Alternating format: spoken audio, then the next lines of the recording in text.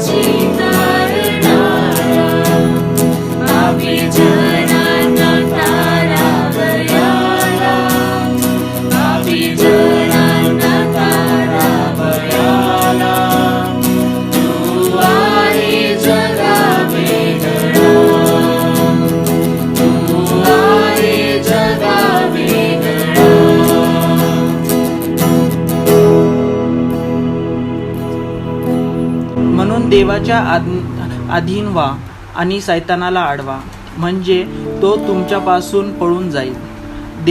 देवाजवळ या, म्हणजे तो तुमच्याजवळ येईल. याकोबाचे पत्र 4 अध्याय 7 आणि 8. या वचनामध्ये आपल्याला असं कळते की आपण आपले अंतःकरणे आपण देवाला सोपवले पाहिजे, म्हणजे सैतान त्याच्यावरती त्याचे हल्ले करू शकणार नाही, किंवा आपण स्वतःला देवाच्या अधीन सोपवलं पाहिजे, म्हणजे देवाचे सैतान आपल्यावरती कार्य करू शकणार नाही.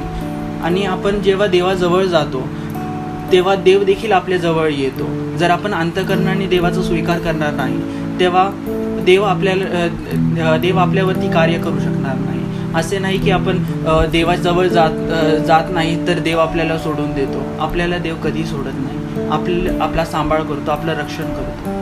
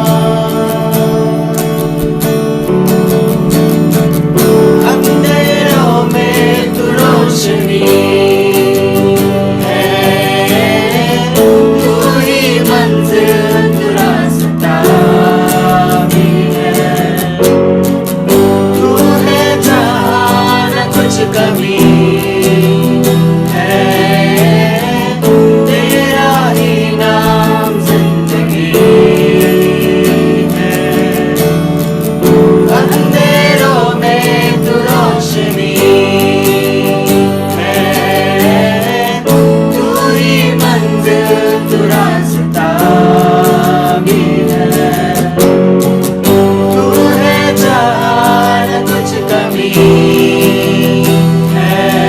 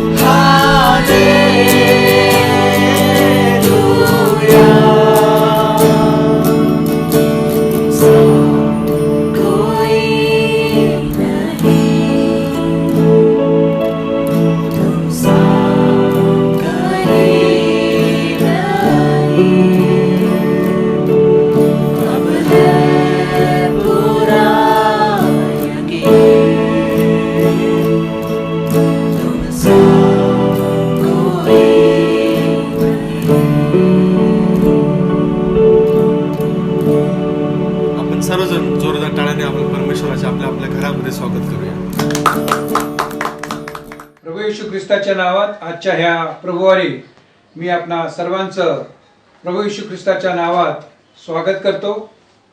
ही देवाची योजना होती की ऑनलाईन भक्ती व्हावी। 2020 सालाचे 4 महिने होऊन गेलेले आहेत।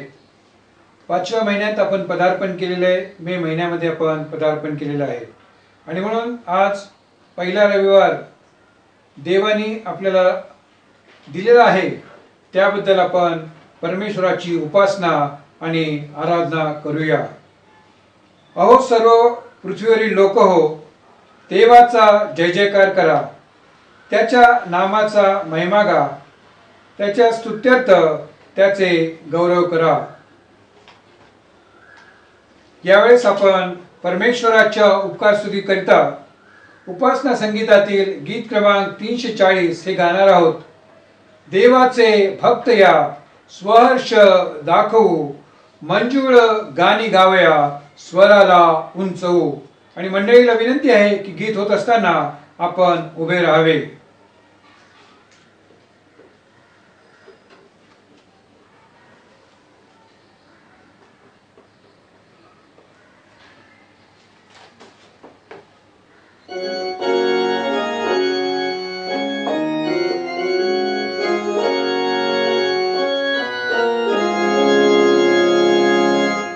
देवाचे भक्त या स्वहर्ष दाखवू, मंजूळ गाणी गावया, मंजूळ गाणी गावया, स्वराला उंचावू, स्वराला उंचावू। शियोना शियोना सुंदर सुंदर ठाया, सहर्ष सकल जातो, महानगरी पाहतो। मनाचे आधी घोर तेथून घालवा, प्रभु प्रीतीत सौख्य तोर, प्रभु प्रीतीत सौख्य तोर। ती प्रीती गाजवा, ती प्रीती गाजवा। शियोना शियोना सुंदर सुंदर ठाया, सहर्ष सकल जातो, महानगरी पाहतो। देवाला विनती मुके असोतते, देव पुत्र साचते, जे देव पुत्र साचते। असोत हर्षते, असोत हर्षते। शियोना शियोना सुंदर सुंदर ठाया, सहर्ष सकल जातो, महानगरी पाहतो। इथेची पावती स्वर्गास भक्तते, स्वभाव हर्ष संगती, स्वभाव हर्ष संगती। तया लिंगिती, तया लिंगिती। शियोना शियोना सुंदर सुंदर ठाया, सहर्ष सकल जातो, महानगरी पाहतो।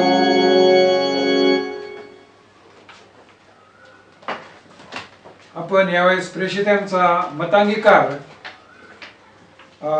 बोलणार आहोत आणि त्याद्वारे परमेश्वराची स्तुती आपण करणार आहोत.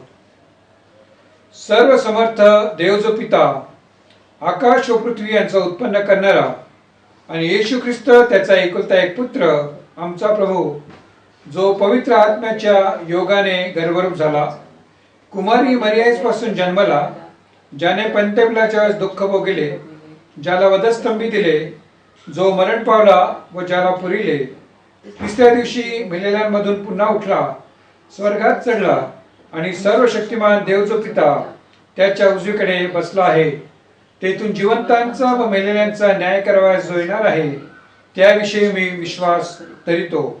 पवित्र आत्मा, पवित्र सार्वत्रिक मंडळी, पवित्रांची सहभागिता, पापांची क्षमा, देहाचे पुनरुत्थान आणि सार्वकालिक जीवन याविषयी मी विश्वास धरितो. आमेन. यावेळेस आपण आळीपाळीच्या शास्त्र भागाकडे जाणार आहोत. आजचा रविवार हा 18वा रविवार आहे. ख्रिस्ती ऐक्य. जसे आपल्याला एक शरीर असून त्यात पुष्कळ अवयव आहेत, तरी त्या अवयवांचा व्यापार एकच नाही. तसे आपण पुष्कळ असता ख्रिस्तामध्ये एकच शरीर आणि प्रत्येक जण एकमेकांचे अवयव असे आहो. कृपादानाचे निरनिराळे प्रकार आहेत, तरी आत्मा एकच आहे. सेवा करण्याचे निरनिराळे प्रकार आहेत, तरी प्रभू एकच. आणि कार्याचे निरनिराळे प्रकार आहे, तरी सर्वात सर्व कार्य करणारा देव एकच आहे. तरी आत्म्याचे प्रकटीकरण एकमेकाला उपयोग होण्यासाठी मिळते. एकाला आत्म्याच्या द्वारे ज्ञानाची शक्ती मिळते, एकाला त्याच आत्म्यानुसार विद्येची उक्ती मिळते, एकाला त्याच आत्म्यात विश्वास, एकाला त्याच एका आत्म्यात निरोगी करण्याची कृपादाने. तरी ही सर्व कार्ये तोच एक आत्मा करतो. तो आपल्या इच्छेप्रमाणे एकेकाला ती वाटून देतो. जसे शरीर एक असून त्याला अवयव पुष्कळ असतात आणि त्या शरीराचे अवयव पुष्कळ असून सर्व मिळून एक शरीर बनते, तसा ख्रिस्तही आहे. कारण आपणा सर्वांना एका आत्म्यात एक शरीर होण्यासाठी बाप्तिस्मा मिळाला आहे आणि आपण सर्व एकाच आत्म्याने संचारित झालो आहोत. कारण शरीर म्हणजे एक अवयव असे नव्हे, तर बहुत अवयव असे आहे. देवाने आपल्या इच्छेप्रमाणे शरीराला वेगवेगळे सर्व अवयव लाविले आहेत, तर मग अवयव पुष्कळ असून शरीर एक असे आहे. डोळ्याला हातास म्हणता येत नाही की मला तुझी गरज नाही, तसेच मस्तकाला पायास म्हणता येत नाही की मला तुझी गरज नाही. एक अवयव दुःखित झाला तर त्याबरोबर सर्व अवयव दुःखित होतात. एका अवयवाची वाहवा झाली तर त्याबरोबर सर्व आनंदित होतात. शेवटलं वचन आपण एकत्र मिळून म्हणूया. तुम्ही शरीराचे ख्रिस्ताचे शरीर असून प्रत्येक जण आपापल्या कार्याप्रमाणे त्याचे अवयव आहात. यावेळेस आपण शास्त्रभाग वाचणार आहोत. शुभवर्तमान, योहान शुभवर्तमान याचा 21वा अध्याय, वचन 15 ते 23. ते जेवल्यानंतर येशूने शिमोन पेत्राला म्हटले, योहानाचे पुत्रा शिमोना, यापेक्षा तू मजवर अधिक प्रीती करतोस काय? तो त्याला म्हणाला, होय प्रभू, आपणावर मी प्रेम करतो, हे आपणाला ठाऊक आहे. त्याने त्याला म्हटले, माझ्या बोकरास चार. पुन्हा दुसऱ्याने तो त्यास म्हणाला, योहानाचे पुत्रा शिमोना, मजवर प्रीती करतोस काय? तो त्याला म्हणाला, होय प्रभूजी, मी आपणावर प्रेम करतो, हे आपणाला ठाऊक आहे. त्याने त्याला म्हटले, माझ्या मेंढरास पाड. तिसऱ्याने तो त्यास म्हणाला, योहानाच्या पुत्रा शिमोना, मजवर प्रेम करतोस काय? मजवर प्रेम करतोस काय? असे तिसऱ्याने त्याला म्हटले. म्हणून पेत्र दुःखी होऊन त्याला म्हणाला, प्रभू, आपणाला सर्व ठाऊक आहे, मी आपणावर प्रेम करतो, हे आपण ओळखीत आहात. येशूने त्याला म्हटले, माझ्या मेंढरास चार. मी तुला खचित खचित सांगतो, तू तरुण होतास तेव्हा स्वतः कमर बांधून तुझ्या इच्छेस येईल तेथे जात असत. परंतु तू म्हातारा होशील तेव्हा हात लांब करशील आणि दुसरा इंसान तुझी कमर बांधून तुझ्या इच्छेस येणार नाही तेथे तुला नेईल. तो कोणत्या प्रकारच्या मरणाने देवाचे गौरव करील हे सुचविण्याकरिता तो हे बोलला. आणि असे बोलल्यावर त्याने त्यास म्हटले, माझ्या मागे ये. मग पेत्र वळाला आणि त्या शिष्यांवर येशूची प्रीती होती आणि जो भोजनाच्या वेळेस त्याच्या उराशी टेकला असता मागे लवून, प्रभो, तुला धरून देणारा कोण आहे, हे म्हणाला होता. त्याला त्याने मागे चालताना पाहिले. त्याला पाहून पेत्र येशूला म्हणाला, प्रभूजी, याचे काय? येशूने त्यास म्हटले, मी येईपर्यंत त्याने राहावे अशी माझी इच्छा असली तर त्याचे तुला काय? तू माझ्या मागे ये. यावरून तो शिष्य मरणार नाही असे बंधुवर्गामध्ये पसरली. तरी तो मरणार नाही असे येशूने त्याला म्हटले नव्हते. तर मी येई तोपर्यंत त्याने राहावे अशी माझी इच्छा असली तर त्याचे तुला काय असे म्हटले. परमेश्वर या वाचलेल्या वचनाद्वारे आम्हाला आशीर्वाद देवो. त्याच्या नावाला मान, महिमा, गौरव सदैव देत असो. आपण मध्यस्थीच्या प्रार्थनेकडे जाणार आहोत. पवित्र पवित्र पवित्र स्वर्गीय पित्या, या सृष्टीचा निर्माण करता, होय प्रभू, तुझं वचन आम्हाला सांगतं, आकाश देवाचा महिमा वर्णिते, अंतरिक्ष त्याची हस्तकृती दर्शवितात, दिवस दिवसाशी संवाद सांगतो, रात्र रात्रीला ज्ञान सांगते. होय प्रभू, आजच्या या प्रभूवारी आम्ही तुझी स्तुती करतो. वेगळ्या परिस्थितीमध्ये प्रभू पुन्हा एक वार तू आम्हाला तुझी भक्ती आराधना करण्याची ही सुंदर संधी आपापल्या घरामध्ये दिलेली असताना प्रभू, तू या सृष्टीचा निर्माण करता आहे असा आमचा पूर्ण विश्वास आहे. तुझं वचन सांगतं, ज्या ठिकाणी दोघे किंवा तिघे आहेत त्या ठिकाणी मी स्वतः उपस्थित आहे. आणि म्हणून प्रभू, आज आमची प्रार्थना तू ऐकून घे. प्रभू, आज आम्ही विशेष प्रार्थना करतो जागतिक परिस्थितीसाठी, विशेषतः करोना व्हायरसमुळं जो अहंकार या जगामध्ये आलेला आहे प्रभू, वेगवेगळ्या देशांमध्ये, वेगवेगळ्या राज्यांमध्ये प्रभू, वेगळ्या प्रकारे करोनाचे रुग्ण दिवसेंदिवस वाढत आहे. प्रभू, तुझं वचन सांगतं की माझ्या लोकांनी माझ्याकडे विनंती केली तर मी त्यांची प्रार्थना ऐकेल. आणि प्रभू, तुझं वचन हे सांगतं की दुखनाईत्यावर विश्वासणाऱ्याने हात ठेवला तर मी त्यांची रोगराई दूर करेल. होय प्रभू, प्रभू येशू ख्रिस्ताच्या नावामध्ये आज आग्रहाने आमची संपूर्ण मंडळी तुझ्याकडे येत आहे. प्रभू, तू या पृथ्वीचा निर्माण करत आहे, या सर्व परिस्थितीवर तुझं लक्ष आहे. आणि म्हणून प्रभू, आम्ही प्रार्थना करतो की हा जो व्हायरस आहे प्रभू, तो दूर व्हावा आणि तुझी शांती, तुझी कृपा या संपूर्ण जगाला मिळावी असं होऊ दे. प्रभू, आज आम्ही विशेष प्रार्थना करतो आमच्या मंडळीचे पाळक साहेब रेव्हरेंड सी.ए. जाधव, त्यांचं कुटुंबीय, त्याच प्रकारे आमचे इतर सर्व पाळक वर्ग, रेव्हरेंड रत्नमणी जे आमचे DS आहेत प्रभू, त्यांचं कुटुंबीय, इतर सर्व पाळक वर्ग यांच्यासाठी, आमचे बिशप डॉक्टर अनिल कुमार सरवंत, त्यांचं कुटुंबीय, त्याच प्रकारे आमचे सर्व ले प्रिचर्स यांच्यासाठी मी प्रार्थना करतो. या परिस्थितीमध्ये तुझ्या वचनाची सेवा करत असताना प्रभू, त्यांना तू विशेष आशीर्वादित कर, त्यांना तू आरोग्य दे, तू त्यांच्याबरोबर राहा आणि त्यांच्याद्वारे केवळ तुझाच गौरवस्त होऊ दे. प्रभू, आम्ही विशेष प्रार्थना करतो आमच्या पास्टेट कमिटी कॉन्फरन्ससाठी, सर्व सभासदांसाठी, जे प्रभू आज या परिस्थितीमध्ये तुझ्यावर विश्वास ठेवून आहेत प्रभू, त्या प्रत्येकासाठी तू त्यांना विशेष आशीर्वादित कर, त्यांना तू आरोग्य दे. होय प्रभू, आमच्या मंडळीचे जे इतर सर्व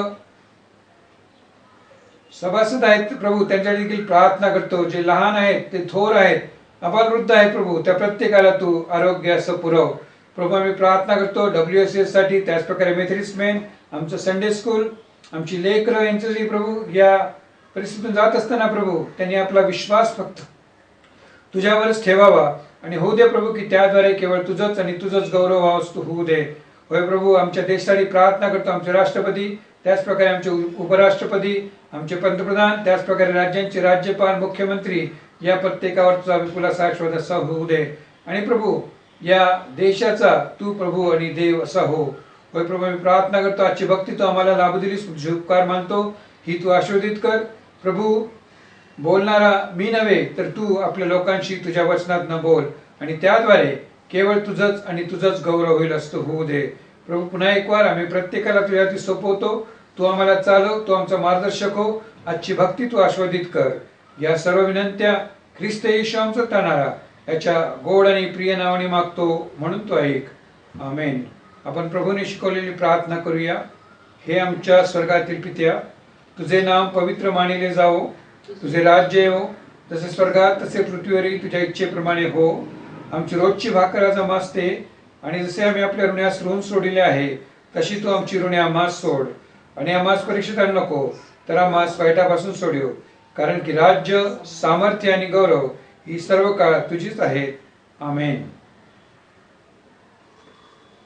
पुन्हा एक वार देवाच्या गौरवाकरिता आपण उपासना संगीत गीत क्रमांक 307 हे गाणार आहोत. गीत क्रमांक 307.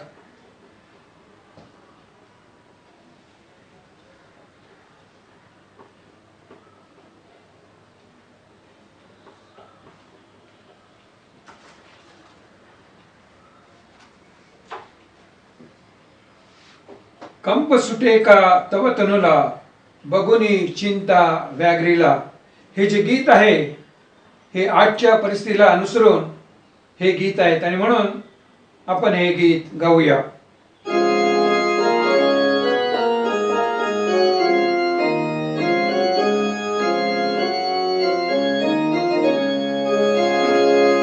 कंप सुटे का तव तनुला, बघुनी चिंता व्याघ्रीला. कंप सुटे का तव तनुला, बघुनी चिंता व्याघ्रीला. अशनाहून जीवित मोठे, वस्त्रहून तनुदच छोटे. मुक्ती प्रभूची ही मोलाची, स्मरुनी वेची जीने निज प्रभु कार्याला. नका म्हणू संसार भला, कंप सुटे का तव तनुला, बघुनी चिंता व्याघ्रीला. क्षेत्रीची ही बघ कमले, आनंदे लुलतात फुले. हे तरुणाना चुंबुनी पवन, करीती गान. व्यर्थ करसी का दुःखाला, चिंता सर्वांची प्रभुला. कंप सुटे का तव तनुला, बघुनी चिंता व्याघ्रीला. भूकमलाहुनी सुंदर का, रंगीन रूपाचा अंगरखा. शलमोनाला नाही मिळाला सजवायाला. व्यर्थ करसी का दुःखाला, चिंता सर्वांची प्रभुला. कंप सुटे का तव तनुला, बघुनी चिंता व्याघ्रीला. खगगन हे का पेरीती,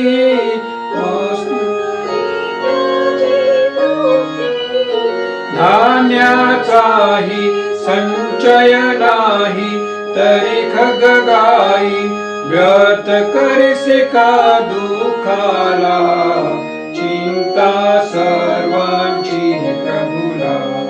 कंप सुटे का तव तनुला, बघुनी चिंता व्याघ्रीला.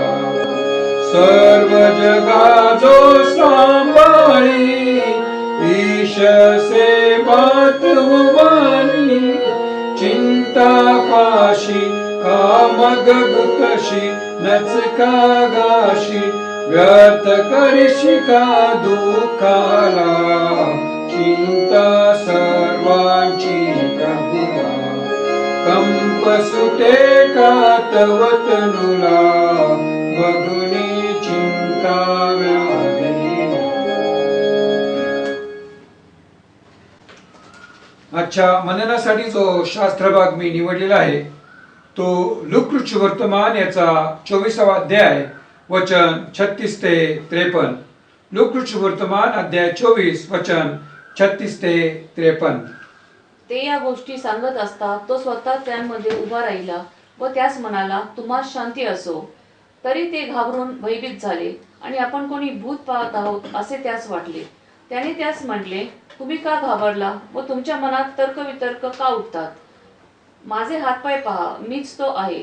मला चाचपून पहा, जसे मला हाडमास आहे म्हणून पाहता तसे भूतास नसते.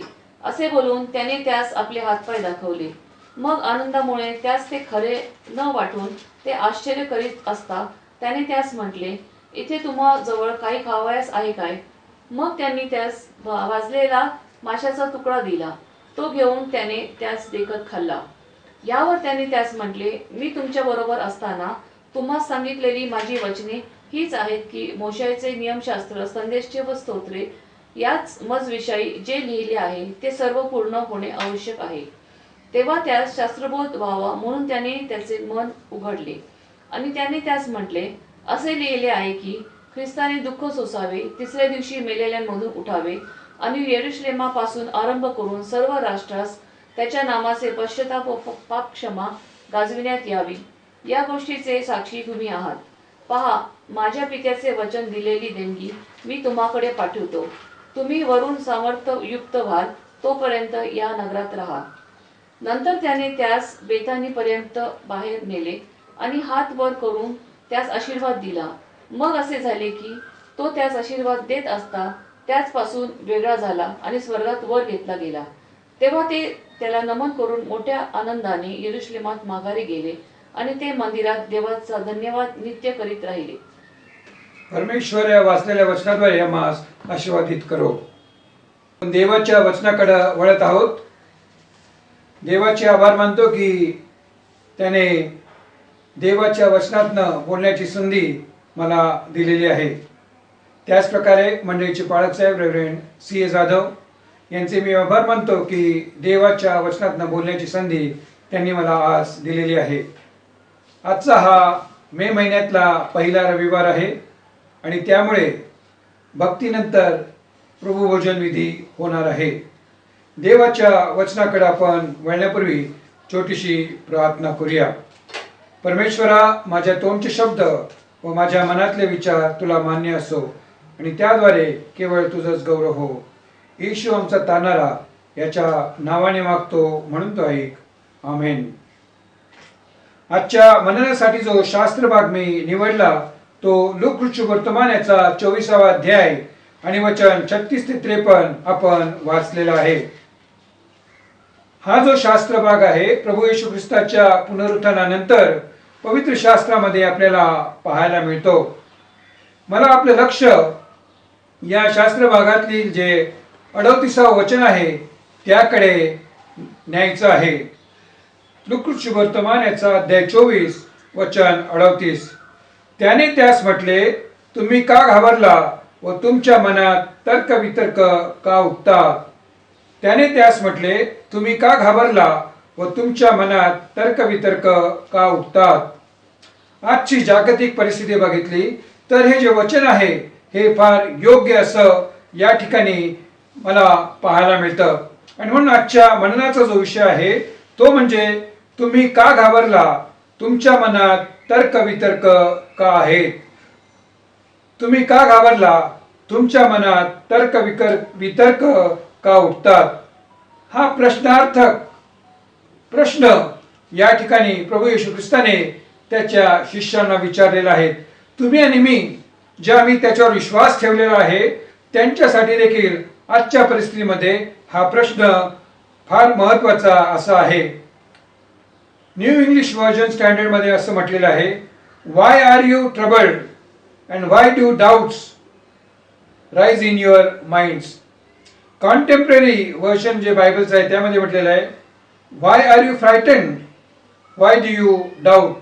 आणि अरेमिक व्हर्जन मध्ये म्हटलेलं आहे, why are you shaken and why do you imaginations arise in your hearts. या वचनाच्या द्वारे एक देव आपल्याला या पुनरुत्थानाच्या दिनानंतर आजच्या जागतिक परिस्थितीला अनुसरून हा प्रश्न तुम्हाला आणि मला विचारत आहे, तुम्ही का घाबरला, तुमच्या मनात तर्क वितर्क का उठतात? पवित्र शास्त्रामध्ये आम्ही पाहतो की पुनरुत्थानानंतर प्रभू येशू ख्रिस्ताने आपल्या शिष्यांना, मरियम मग्दलिनी, इतर स्त्रियांना काही प्रश्न विचारले. जवळजवळ 11 प्रश्न आम्ही या ठिकाणी पाहतो आणि ते असे, योहान शुभवर्तमान याचा 20वा अध्याय आणि 15 वचन आपण जर वाचलं तर पहिला जो प्रश्न आहे तो बाई का रडतेस. दुसरं त्याच वचनामध्ये मी पाहतो कोणाचा शोध करताय. तिसरा प्रश्न आम्ही त्या ठिकाणी पाहतो लूका शुभवर्तमान याचा 24वा अध्याय आणि 17 वचनामध्ये तुम्ही चालत असताना ज्या गोष्टी एकमेकांवर बोलत होता त्या कोणत्या. चौथा प्रश्न आम्ही या ठिकाणी पाहतो की लूका शुभवर्तमान याचा 24वा अध्याय आणि 6 वचनामध्ये ख्रिस्ताने ही दुःखे सोसावी आणि आपल्या गौरवात जावे याचे अगत्य नव्हते काय. आणि मग पाचवं प्रश्न या ठिकाणी मी पाहतो योहान शुभवर्तमान याचा 21वा अध्याय आणि 5वं वचन मुलांनो तुम्हाजवळ काही खावायला आहे काय. सहावा प्रश्न आम्ही या ठिकाणी पाहतो योहानाच्या पुत्रा शिमोना तू मजवर अधिक प्रीती करतोस काय. योहान 21:15. आणि हा जो प्रश्न आहे ख्रिस्त त्याला 3 वेळा विचारतो. नंतर आम्ही पाहतो की मी येईपर्यंत त्याने राहावे अशी माझी इच्छा असली तर त्याचे तुला काय. योहान शुभवर्तमान याचा 21वा अध्याय आणि वचन 22 यामध्ये आम्ही हे पाहतो. त्याच प्रकारे तो त्यास म्हणाला कसल्या गोष्टी. लूका शुभवर्तमान याचा 24वा अध्याय आणि 19वा वचन. आणि मग पुन्हा त्यांनी प्रश्न विचारला योहानाच्या पुत्रा शिमोना मजवर प्रीती करतोस काय. योहानाच्या पुत्रा शिमोना मजवर प्रेम करतोस काय.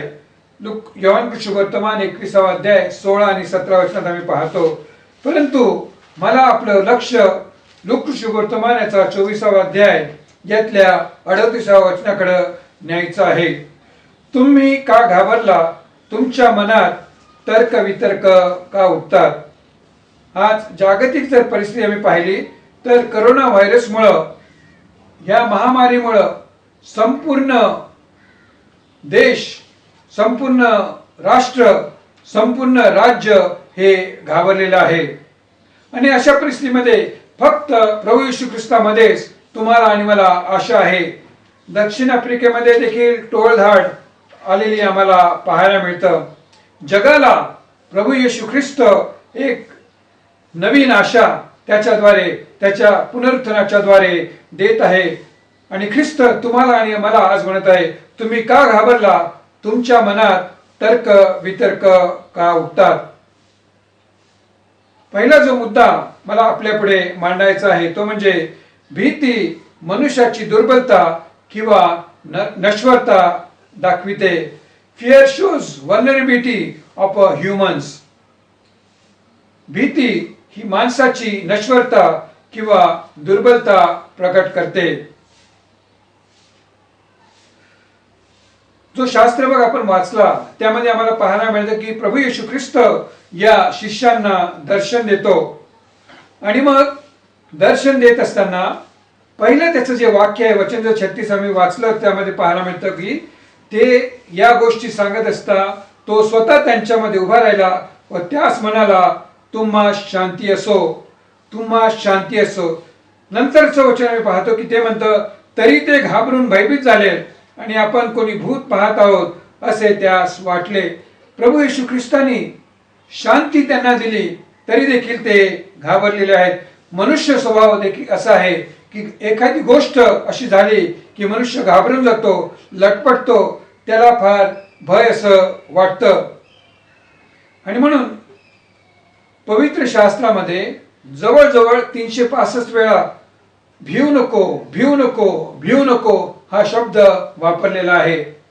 आणि याचाच अर्थ की वर्षाचे 365 दिवस प्रत्येक दिवशी परमेश्वर तुम्हाला आणि मला सांगत आहे जर आम्ही त्याच्यावर विश्वास ठेवतो तर भिऊ नको भिऊ नको मी तुझ्या बरोबर आहे मी तुझ्या पाठीशी आहे. कारण देवाचं वचन सांगतं की काल आज व उद्या मी सारखाच आहे. येशू तुमच्यासाठी पुनरुत्थित ख्रिस्त सारखाच आहे. म्हणून तुम्ही का घाबरला तुमच्या मनात तर्क वितर्क का उठतात. गहन असा प्रश्न प्रभू येशू ख्रिस्ताने या ठिकाणी तुम्हाला आणि मला सांगितलेला आहे. पवित्र शास्त्रातील दानिएलच्या पुस्तकात अध्याय 2 आणि 4 मध्ये आपण नबुकदनेस्सर राजाचं उदाहरण पाहतो. दानिएलाचे जे पहिले 2-3 राजे आहेत, नबुकदनेसर, नंतर बेलशस्सर, दारावेश राजा, प्रत्येक राजाला काही ना काहीतरी स्वप्न पडत असं आम्ही पवित्र शास्त्रामध्ये वाचतो. आणि मग या ठिकाणी आम्ही पाहतो की दानिएल याचा दुसरा अध्याय आणि वचन 1 जर आम्ही वाचलं तर त्या ठिकाणी आम्हाला हे पाहायला मिळतं की हा जो नबुकदनेसर राजा आहे त्याला स्वप्न असे पडलेलं आहे. नबुकदनेसर राजाला स्वप्न पडलेलं आहे. हा जो नबुकदनेसर राजा आहे तो नबुकदनेसरला त्याच्या कारकिर्दीच्या दुसऱ्या वर्षी स्वप्न पडली, जेणेकरून त्याच्या मनाला तळमळ लागली आणि त्याची झोप उडाली. ज्यावेळेस भीती, दडपण आमच्या मनामध्ये येतं, आमची झोप उडून जाते. मनुष्य स्वभावच असा आहे की त्याला भीती ही वाटते, आणि म्हणून भीती हे नश्वरतेचं प्रतीक मनुष्याचं आहे. भीती मनुष्याची दुर्बलता दाखवते. या राजाला स्वप्न पडलं आणि मग त्यांनी या ठिकाणी वाचलं, जर वचन आम्ही वाचलं की सांगतो की तो त्यांच्या जे मांत्रिक आहे, ज्योतिष आहे, जादूकार आहे, खासदी आहे यास बोलावतो आणि त्यांना म्हणतो की मला जे स्वप्न पडलं त्याचा तुम्ही अर्थ सांगा. परंतु एकाही शास्त्राला, एकाही खासद्याला, एकाही मांत्रिकाला, एकाही जादूगाराला त्याच्या स्वप्न आणि स्वप्नाचा अर्थ सांगता येत नाही. कारण तो म्हणतो वचन 6 मध्ये, पण तुम्ही स्वप्न व त्याचा अर्थ मला सांगाल तर तुम्हास मजकडून देणग्या, इनामे व मोठा मान मिळेल. यास तो स्वप्न व त्याचा अर्थ मला सांगा. स्वप्नाचा अर्थ सांगण्यासाठी इनाम त्यांना मिळणार होतं, स्वप्नाचा अर्थ सांगण्यासाठी त्यांना देणग्या मिळणार होत्या.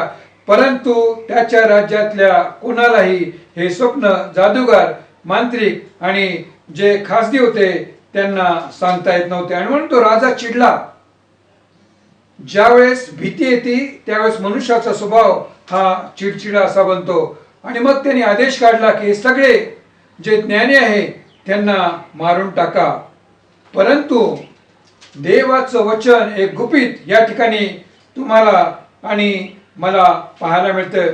जर दानिएलाचा दुसरा अध्याय आणि वचन 11 जर वाचलं, म्हणजे खरोखर देव हा संपूर्ण सृष्टीचा मालक आहे, निर्माण करणार आहे, या ठिकाणी आम्हाला पाहायला मिळतं. 11 वचन वाचतो आपण. महाराज जी गोष्ट विचारितात ती दुर्घट आहे. मानवात वास न करणाऱ्या देवांशिवाय कोणाच्याने ती महाराजाच्या हुजरास सांगवणार नाही. मानवात वास न करणाऱ्या देवांशिवाय कोणाच्याने ती महाराजाच्या हुजरास सांगविणार नाही. या ठिकाणी देवाचं वचन त्रैक्यत्व तुम्हाला आणि मला प्रगट करते. देवांशिवाय हा प्रश्न या ठिकाणी आम्हाला या ठिकाणी पाहायला मिळतो.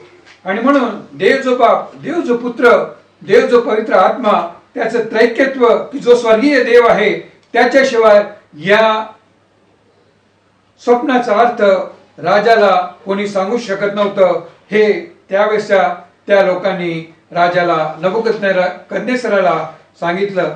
आणि मग राजाचा जो एक नायक होता ज्याचं नाव अर्योक, त्याला जेव्हा ही बातमी कळाली त्यावेळेस तो दानिएलाकडे आला. आणि मग दानिएलाकडे आल्यानंतर दानिएलाने त्याच्याशी हितगुज केल्यानंतर तो म्हटला की हे जे गुज आहे ते फक्त देवाने, स्वर्गीय देवच सांगू शकतो. आणि स्वर्गीय देव म्हणजे प्रभू येशू ख्रिस्त, जो बाप आहे, जो पुत्र आहे व जो पवित्र आत्मा असा आहे. जर वचन 18 वचन आपण वाचलं याच अध्यायातलं, दानिएलाचं पुस्तक आणि दुसरा अध्याय 18 वचन. आणि बाबेलच्या इतर ज्ञानांबरोबर आपला व आपल्या सोबत्यांचा घात होऊ नये म्हणून दानिएलाने त्यास विनंती केली की या रहस्य संबंधाने स्वर्गीय देवाने आपणावर दया करावी असे त्याजवळ मागावे. हा दानिएल त्याच्याबरोबर जे शद्रक, मेशक व अबेदनगो यांच्याकडे येतो आणि त्यांना बोलवतो. आणि त्यांनी त्या दानिएलाने त्यांना ही हकीकत सांगितली. कारण वचन मला सांगतं, यानंतर दानिएलाने आपल्या घरी जाऊन आपले सोबती हनन्या, मिशाएल व अजर्या यास ही हकीकत कळवली की ज्यांचे नाव नंतर बदलले गेले, ज्यांना शद्रक, मेशक, अबेदनको असं नाव देण्यात आलं. देवाचे लोक, एखादा प्रश्न त्यांच्या जीवनात निर्माण झाला तर त्याच्या लोकांमध्ये जाऊन प्रार्थना, विनंत्या देवाकडे करण्याकरिता एकत्र आले पाहिजे. हे या वचनाद्वारे तुम्हाला आणि मला पाहायला मिळतं. या राजाला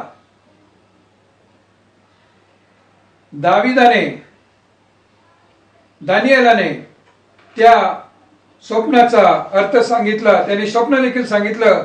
जर वचन आपण पाहिलं 26 महाराज, आपली गोष्ट अशी की यापुढे काय घडणार हे विचार आपणा बिछाण्यावर पडला असता आपल्या मनात आले आणि यापुढे काय होणार हे रहस्य प्रगट करणाऱ्या देवाने आपणाला कळविले आहे. आता माझी गोष्ट अशी आहे की हे रहस्य मला प्रगट झाले आहे ते मी काही इतर मानवांपेक्षा अधिक बुद्धिमान आहे म्हणून नव्हे, तर महाराजाला स्वप्नाचा अर्थ प्रगट व्हावा व आपणाला आपल्या मनातील विचार समजावे म्हणून झाले आहे. कारण दानिएल या ठिकाणी म्हणतो 28 वचनात, तरी रहस्य प्रगट करणारा देव स्वर्गात आहे. स्वर्गीच्या देवानं हे रहस्य दानिएलाला प्रगट असं केलेलं आहे. तुमचा आणि माझा त्या स्वर्गीय देवावर विश्वास आहे का? तो स्वतःवर हे घेत नाही की हे मी केलं, स्वतःची शेखी मिरवत नाही, परंतु ज्या देवाने त्याला ज्ञान दिलं, ज्या देवाने त्याला बुद्धी दिली, ज्या देवाने त्याला स्वप्न सांगितलं आणि अर्थ सांगितला, त्या देवाचं नाव तो या ठिकाणी या परकीय राज्याला, परदेशीय राज्याला या ठिकाणी सांगत आहे की जो या जिवंत देवावर विश्वास ठेवत नाही. आणि म्हणून ज्यावेळेस दाविदाने हे स्वप्नाचा अर्थ या नबुकदनेस्राला सांगितली, त्याची भीती निघून गेली आहे. आणि दानिएल त्याला म्हणतो की त्या राज्याच्या आमदानातील स्वर्गीय देव एका राज्याची स्थापना करेल. कारण जे स्वप्न आहे यामध्ये त्यांनी पाहिलं की कशा रीतीने सोन्याचं एक प्रकारे शिर होतं त्याचं, त्याच प्रकारे त्याच्या मांड्या पितळेच्या होत्या, त्याच प्रकारे त्याचे पाय लोखंडाचे होते, पावले एक प्रकारे मातीची अशी होती आणि ह्या राज्याचा नाश होणार होता हे देवानी त्या नबुकदनेस्राला स्वप्नाद्वारे दाखवण्यात आलेलं आहे. सर्व सत्य त्याला कळालं, परंतु भीतीने हा त्रस्त झालेला राजा या ठिकाणी दानिएलला म्हणतो, तेव्हा नबुकदनेस्र राजाने पालते पडून दानिएलला साष्टांग नमस्कार घातला आणि त्याच पुढे नैवेद्य ठेवून त्याला धूप दाखवा अशी आज्ञा त्याने दिली. आणि राजा दानिएल म्हटला, तुमचा देव खरोखर देवादी देव व राजराजेश्वर आहे आणि तुला हे रहस्य प्रगट करता आले म्हणून तो रहस्य प्रगट करणारा देव आहे. तो रहस्य प्रगट करणारा देव आहे ही कबुली त्या नबुकदनेस्र राजाने दिलेली आहे. परंतु सत्य माहीत असून सुद्धा, सत्य कळालं असताना सुद्धा या नबुकदनेस्र राजाचं पतन झालेलं आम्ही 3ऱ्या अध्यायामध्ये दानिएलाच्या पाहतो की कशा रीतीने याच नबुकदनेस्र राजाने नंतर सगळं त्याला कळालं होतं तरी देखील एक 60 फुटी किंवा 7 हात उंची व 6 हात रुंदीची मूर्ती तयार केली आणि त्याने संपूर्ण त्या राष्ट्राला सांगितलं की या मूर्तीच्या कडे त्यांनी नमन असं केलेलं पाहिजे. यासाठी शिंग, बासरी, सतार, सारंगी, वीणा वगैरे वाद्यांचा ध्वनी कानी पडताच निरनिळ्या राष्ट्रातील निरनिळ्या भाषा बोलणाऱ्या सर्व लोकांनी नबुकदनेस्र राजाने स्थापिलेल्या सुवर्ण मूर्तीपुढे साष्टांग धन्यवाद घालावे. देव आम्हाला सांगतो, माझ्या पुढे तुला अन्य देव नसावे, कोरीव मूर्ती करू नको, तिच्या पाया पडू नको. आज जर जागतिक परिस्थिती झाली तर हेच पाहायला मिळतं. मूर्ती पूजा इतकी वाढलेली आहे की जिवंत देवाला लोक विसरलेले आहेत. का बरं देवाचा न्याय ह्या पृथ्वीवर येणार नाही? का बरोबर जे ऐकलं नाही ते होणार? नबुकदनेस्र राजाला सत्य कळालं होतं, परंतु तरी देखील वरपंगीरीते त्यांनी तुमच्या देवाला नैवेद्य द्या म्हणून म्हटलेला होता. साष्टांग नमस्कार त्यांनी दानिएलाला घातला, परंतु पुन्हा एक वार त्याचं मन फिरलं आणि त्यांनी मोठी मूर्ती अशी केली. आणि मग या वेळेस आम्हाला पाहायला मिळतं की कशा रीतीने हे जे खासदी होते, ज्यांना दानिएलावर दोषारोप करायचा होता, ज्यांना शद्रक, मेशक व अबेदनगो यांच्यावर दोषारोप करायचा होता, आणि त्यांनी राजाला सांगितलं की आपण केलेल्या मूर्ती समोर हे 4 जण किंवा हे 3 जण साष्टांग नमस्कार घालत नाही किंवा त्याची पूजा अर्चा करत नाही. आणि मग राजाला राग आला, कारण ही सुवर्ण मूर्ती होती. त्या काळात ज्यावेळेस एखाद्या द्वाहीवर किंवा एखाद्या आज्ञेवर शिक्कामोर्तब होत असे, ती पाळणं महत्वाचं असं होतं. आजही आम्ही पाहतो की करोना व्हायरसमुळं लॉकडाऊनची द्वाही भारतामध्ये झालेली आहे आणि ते पाळणं प्रत्येकाला क्रमप्राप्त आहे. घराच्या बाहेर जाऊ नका म्हणजे जाऊ नका, सोशल डिस्टन्सिंग ठेवा म्हणजे सोशल डिस्टन्सिंग ठेवा. परंतु जे देवामध्ये आहे ते या व्हायरसला घाबरत नाहीत किंवा भीत नाहीत. येशूने हा प्रश्न विचारला, तुम्ही का घाबरला? तुमच्या मनात तर्क वितर्क का उठतात? नबुकदनेस्सर राजाला सत्य कळालं होतं, परंतु त्याने देखील मूर्ती केली. तो घाबरला होता. आणि मग आम्ही पाहतो पुढे की कशा रीतीने ज्यावेळेस विना सारंगी डफ वाजलेत, शद्रक, मेशक, अबेदनगो यांनी मूर्तीला नमन केलेलं नाही किंवा त्याच्या पाया पडले नाही, आणि राजा संतप्त झाला. 7% अधिक किंवा 7 पट तप्त त्यांनी ती भट्टी तयार केली आणि त्यामध्ये शद्रक, मेशक व अबेदनगो यांना मुसक्या बांधून त्या भट्टीमध्ये सोडण्यात आलं. आणि वचनात सांगतं की त्यांना जे पुरुष सोडत होते, ज्यांनी पायमोजे, अंगरखे, जगे वगैरे वस्त्रासहित बांधून धगधगीत अग्नीच्या भट्टीत त्याला टाकलं, परंतु ते लोक जळाले. परंतु शद्रक, मेशक व अबेदनगो हे त्या भट्टीमध्ये कसली इजा न होता त्याच ठिकाणी तसेच राहिले. आणि मग राजा त्या ठिकाणी नबुकदनेस्सर राजा चकित होऊन पटकन उठला आणि त्यांनी पाहिलं की आपण तर 3घांनाच या ठिकाणी टाकलेलं होतं ना, मग हा 4था इसम कुठे आला? वचन आम्ही पाहतो, तो म्हणाला, पहा 4 इसम अग्नीत मोकळे फिरत आहेत असे मला दिसते, त्यास काही एक इजा पोहोचली नाही. 4थ्याचे स्वरूप तर एखाद्या देवपुत्रासारखे आहेत. 4थ्याचे स्वरूप एखाद्या देवपुत्रासारखे आहे. ज्यावेळेस आमच्या मनात भीती नसते, ज्यावेळेस आम्ही पुनरुत्थित ख्रिस्तावर विश्वास ठेवतो, त्यावेळेस त्याचं जे स्वरूप आहे ते आमचं संरक्षण असं करतं. आणि म्हणून परमेश्वरावर तुम्ही आणि मी तर्क वितर्क न करता, संशय न घेता त्याच्यावर विश्वास ठेवला पाहिजे. कारण तुम्हाला आणि मला हे सत्य कळलेलं आहे. पवित्र शास्त्रातनं प्रभू येशू ख्रिस्ताने हे आम्हाला विदित केलेलं आहे. आज तुम्ही घाबरत आहात का? आज तुमच्या मनात तर्क वितर्क आहे का? पुन्हा एक वार जर असेल तर देव प्रभू येशू ख्रिस्त तुम्हाला आणि मला सहाय्य करण्यास तयार असा आहे. दुसरा जो माझा मुद्दा आपल्यापर्यंत मला आणायचा आहे तो म्हणजे येशूचे पुनरुत्थान व त्याचे दर्शन भीती घालवून देते. येशूचे पुनरुत्थान व त्याचे दर्शन भीती घालवून देते. Resurrection of Christ removes fear. Resurrection of Christ removes fear. देवाचं पुनरुत्थान जीवन हे भीती घालवून असं देतं.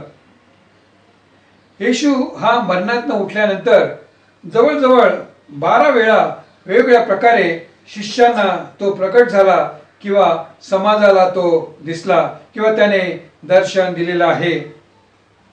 मार्क शुभवर्तमान याचा 16वा अध्याय वचन 9 ते 11 यामध्ये आम्ही पाहतो की तो पहिलं मरिया मगदलीला मिळाला, नंतर तो इतर स्त्रियांना देखील भेटला, नंतर पेत्राला येरुशलेममध्ये जाऊन भेटला, अमौस गावच्या रस्त्यावर तो दोघांना भेटला, त्यात क्लैपा याला देखील तो भेटला, 11 शिष्यांना बंद खोलीत तो भेटला, त्यानंतर सर्व शिष्यांना थोमा असताना तो भेटला की ज्यावेळेस यहुदा इस्करियोत हा नव्हता, कारण त्याने गळफास लावून घेतलेला होता. नंतर 7 शिष्य मासे पकडताना तो भेटला. हे जे संदर्भ आहेत मार्क शुभवर्तमान, लूका शुभवर्तमान आणि योहान शुभवर्तमानाच्या अध्यायामध्ये आम्हाला वाचायला मिळतात. आणि मग 11 शिष्यांना पुन्हा तो पर्वतावर भेटला आणि मग त्या ठिकाणी मी पाहतो की कशा रीतीने 500 जणांच्या समुदायाला देखील पहिले करिंथ्याचा 15वा अध्याय आणि 6व्या वचनामध्ये याचा संदर्भ आम्हाला पाहायला मिळतो की तो 500 जणांच्या समुदायाला भेटला. आणि मग पहिले करिंथ 15वा अध्याय आणि 7 मध्ये आम्ही पाहतो की येशूचा भाऊ याकोब याला देखील तो भेटला. आणि मग येशूचे स्वर्गारोहण होत असताना लूका शुभवर्तमानाचा 24वा अध्याय वचन 50 ते 53 यामध्ये आम्ही संदर्भ पाहतो की तो त्याचे स्वर्गारोहण होत असताना देखील भेटला. आणि मग संत पाऊल आपल्याबद्दल म्हणत असताना की जो मी सर्वात कनिष्ठ व अकाळी जन्मलेला संत पाऊल याला देखील तो भेटलेला आहे. पहिले करिंथ्याचा 15वा अध्याय वचन 8 ते 9. आणि तुम्ही आणि मी संत पाऊलाच्या बरोबरीमध्ये येतो, कारण प्रभू येशू ख्रिस्त तुम्हाला आणि मला या भूतलावर भेटलेला आहे. तुम्ही म्हणाल हे कसं शक्य? मी जर तुम्हाला प्रश्न विचारला की करोना व्हायरस तुम्हाला दिसतो का, आणि साहजिकच उत्तर येईल नाही, परंतु त्याचा अनुभव जे आजारी आहेत त्यांना घडलेला आहे. तुम्हाला देव दिसतो का, ख्रिस्त दिसतो का, हा जर प्रश्न विचारला कदाचित तुम्ही म्हणाल नाही, परंतु तो तुम्हाला आणि मला या सृष्टीकडे पाहिलं तर कळतो, पवित्र शास्त्रावर त्याच्यावर विश्वास ठेवला तर तो आम्हाला कळतो, कारण तो आहे. कारण वचन सांगतं की पित्याला कोणी पाहिलेलं नाही, तर प्रभू येशू ख्रिस्ताच्या द्वारे देवाने त्याला प्रगट असं केलेलं आहे. म्हणून पाऊल हा सर्वात कनिष्ठ, जसं आम्ही देखील कनिष्ठ असे आहोत, त्या तुम्हाला आणि मला ज्यावेळेस आम्ही त्याचा स्वीकार केला त्यावेळेसच तो तुम्हाला आणि मला भेटलेला असा आहे. तोच ख्रिस्त पंडित रामाबाईंना भेटला, तोच ख्रिस्त साधू सुंदर सिंग यांना भेटला, तोच ख्रिस्त रवींद्र महाराज ज्यांनी डेथ ऑफ अ गुरु हे पुस्तक लिहिलं आहे की ब्राह्मण जो भटजी होता त्याला देखील तोच ख्रिस्त भेटला.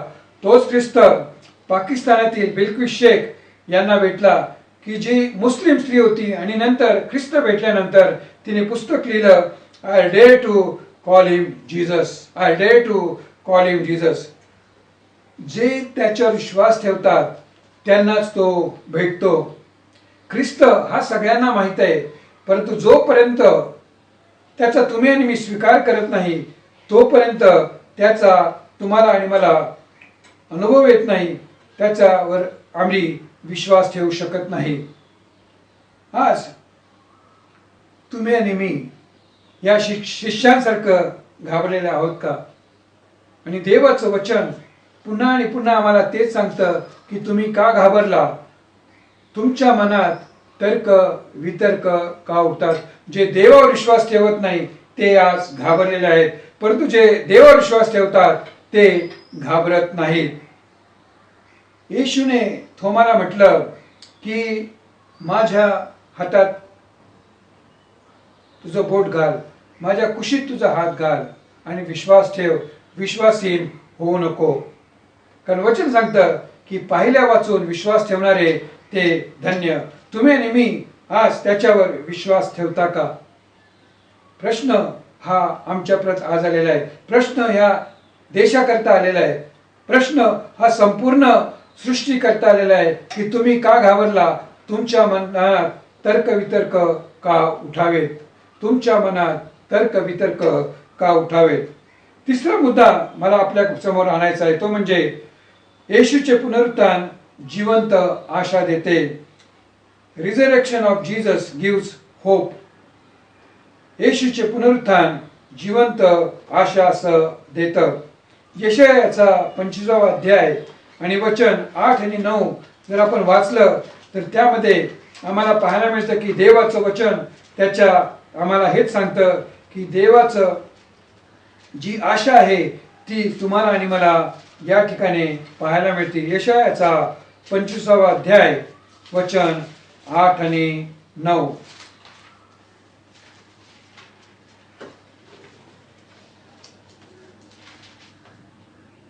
तो मृत्यू कायमचा नाहीसा करीतो. प्रभू परमेश्वर सर्वांच्या मुखावरील अश्रू पुसवितो.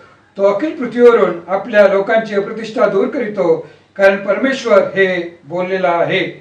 त्या समयी ते म्हणतील, पहा, हा आमचा देव, याची आम्ही आशा धरून राहिलो, तो आमचे तारण करेल, हाच परमेश्वर आहे, याची आम्ही आशा धरून राहिलो. त्याने केलेल्या तारणाने आपण उल्हास व हर्ष पाहू. त्याने केलेल्या तारणाने आपण उल्हास व हर्ष करू.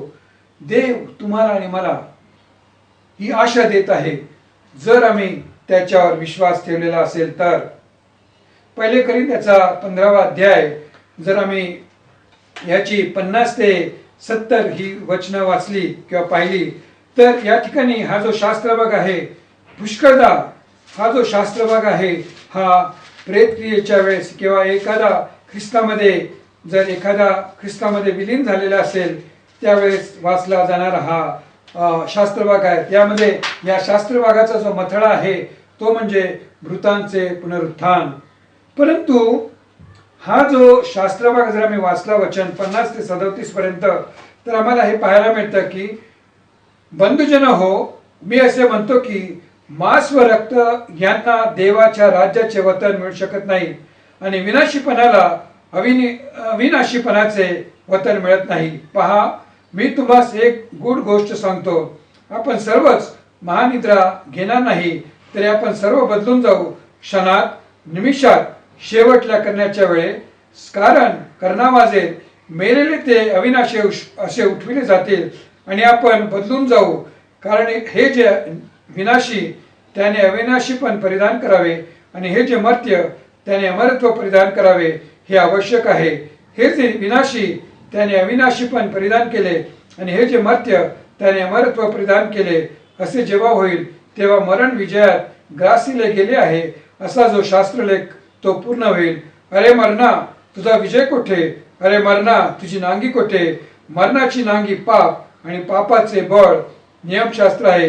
तरी जो देव आपल्या प्रभू येशू ख्रिस्ताच्या द्वारे आपणाला जय देतो, त्याची स्तुती असो. याच तो माझ्या प्रिय बंधूंनो, प्रभूमध्ये तुमचे श्रम व्यर्थ नाहीत, हे तुम्ही जाणून आहात.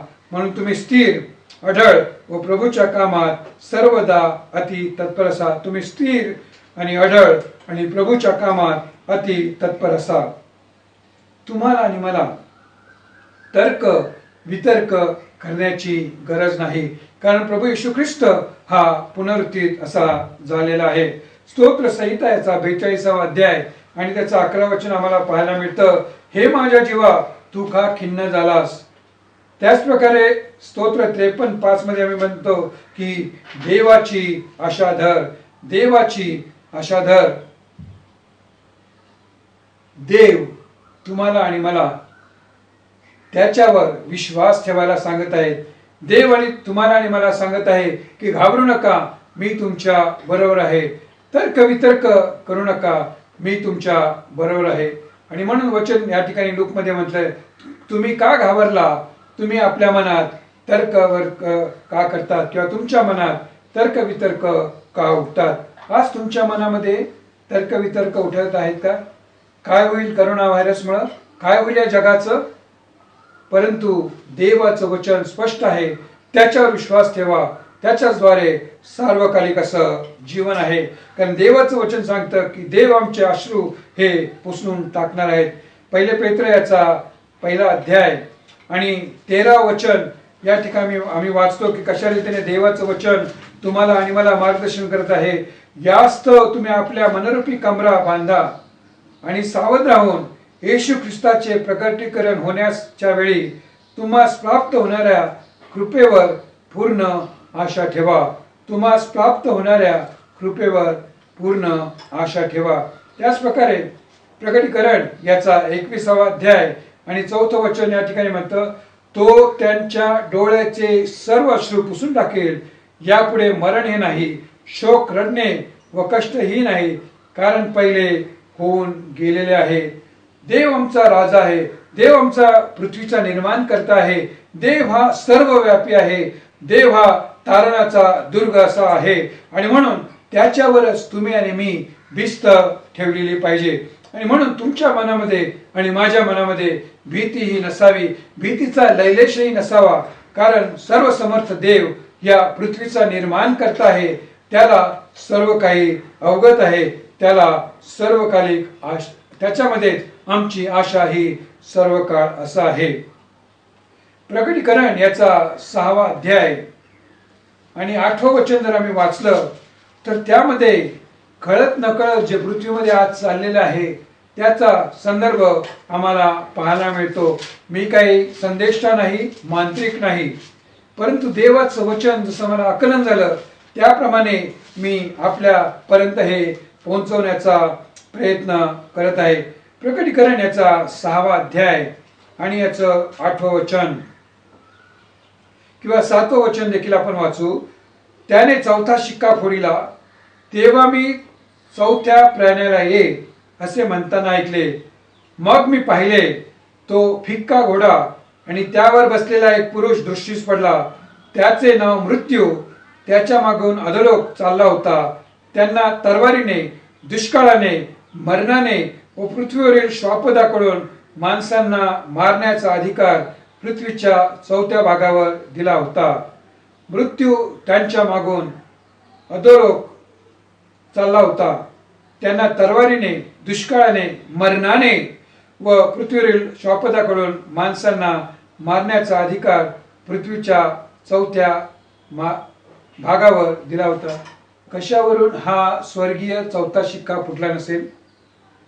मी आपल्याला म्हटलं की मी संदेष्टा नाही, मला स्वप्नही पडलेलं नाही, परंतु देवाच्या आत्म्याने प्रकट केलेले हे सत्य आहे की मृत्यू हा आज चाललेला आहे आणि देवाने तुम्हाला आणि मला हे दाखवून दिलेलं आहे. त्या पृथ्वीवरील श्वापदाकडून माणसांना मारण्याचा अधिकार. वटवाघूळ हे श्वापद आहे. चीनमध्ये हा जो करोना व्हायरस झालेला आहे असं सांगतात की त्या वटवाघूळ की ज्याला बॅट आपण म्हणतो त्याच्यापासून झालेला आहे. कोणी म्हणतं हे बायो वेपन आहे, परंतु देवाचं वचन आम्हाला या ठिकाणी सांगत आहे की या श्वापदाला पृथ्वीवरील जे लोक आहेत त्यांना मारण्याचा अधिकार दिलेला आहे. आणि 4थ्या भागावर, कारण जर आपण ही आकडेवारी पाहिली तरी थक्क करणारी अशी आहे. कालपर्यंत जवळजवळ ही आकडेवारी आज जगामध्ये 2,19,332 लोक हे मृत्यू पावलेले आहेत. जवळजवळ 31,63,323 बाधित आहेत. 210 देशामध्ये हा करोना व्हायरस पसरलेला आहे. नश्वरता माणसाची या ठिकाणी आम्हाला पाहायला मिळते की देव हा सर्वव्यापी आहे, देव हा सर्वसमर्थ आहे. देवानेच ही पृथ्वी निर्माण केलेली आहे. हे माणसाला आकलन व्हावं त्याकरिता ह्या गोष्टी आल्या नसतील. कशावरनं? तुम्हाला आणि मला देवाने आज पाचारण केलेलं आहे. तुम्ही आणि मी आपल्या मनातली भीती ही काढून टाकायला पाहिजे. तुम्ही आणि मी तर्क वितर्क करणं सोडून टाकलेलं पाहिजे. जो नॉर्थ कोरियाचा सर्व आहेत किम जोंग युन असं सांगतात की तो मृत्यूच्या पंथाला लागलेला आहे. या व्यक्तीकडे जवळजवळ 36 असे मोठमोठे पॅलेस त्याच्याकडे आहेत. 17च्या अधिक जास्त किंवा त्याहून अधिक अशा त्याच्याकडं कार्स आहेत. 100हून अधिक कार आहेत. 15 एप्रिल पासून तो कुणाला दिसलेला नाही. टीव्हीवर आम्ही वाचतो एक हुकुमशहा, परंतु त्याला त्याचं अस्तित्व आज दाखवता येत नाही. काही दिवसापूर्वी व्हॉट्सअपवर एक 45,000 स्क्वेअर फूटच्या बंगल्याचं चित्र व्हॉट्सअपवर आम्ही पाहिलं की केरळामध्ये एक जॉय अरॅकल नावाचा 52 वर्षाचा मनुष्य की ज्याचा करोनामुळे मृत्यू झालेला आहे. अगदी भव्य दिव्य असा त्याच्याकडे बंगला, परंतु त्याला देखील त्या मृत्यूनंतर बंगल्यात येण्याची सुद्धा त्याची बॉडी सुद्धा भारतामध्ये दुबईत त्याचा मृत्यू झाला आणता आलेली नाही.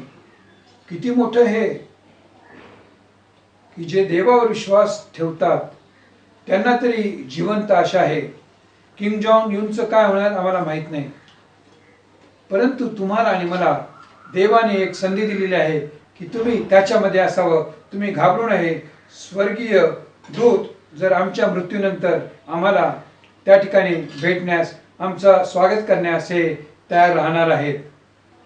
या करोना व्हायरसमुळं असं म्हणतात की एकदा मनुष्य दवाखान्यामध्ये गेला की त्याला कदाचित जर मृत्यू झाला तर नातलगांना सुद्धा पाहता येत नाही, घेता येत नाही.